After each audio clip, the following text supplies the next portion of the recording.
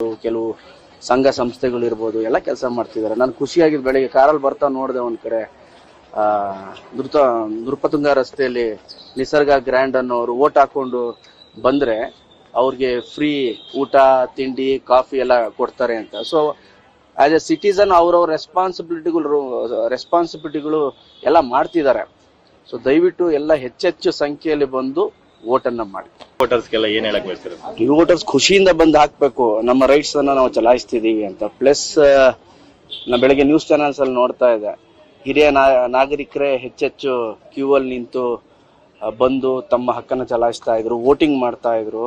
ಅವರು ಎಲ್ರಿಗೂ ನಿಜವಾಗ್ಲೂ ಆಸ್ ಎ ಯೂತ್ ನಾವುಗಳು ಥ್ಯಾಂಕ್ ಯು ಅಂತ ಹೇಳಬೇಕು. ನಾನು ಬೆಳಿಗ್ಗೆನೆ ಯಾಕೆ ಬಂದೆ ಅಂದ್ರೆ, ಅಟ್ಲೀಸ್ಟ್ ನಮ್ಮನ್ನು ನೋಡಿ ನಮ್ಮನ್ನು ಇಷ್ಟಪಡೋರು, ನಮ್ಮ ಫಾಲೋಯರ್ಸ್ ಬಂದು ದಯವಿಟ್ಟು ವೋಟ್ ಮಾಡಿ, ಆ್ಯಂಡ್ ವೋಟ್ ಮಾಡಿರೋರು ಯಾರಿಗೆ ಮಾಡಿಲ್ವೋ ದಯವಿಟ್ಟು ವೋಟ್ ಮಾಡಿ ಅಂತ ಹೇಳಲಿ ಅಂತ.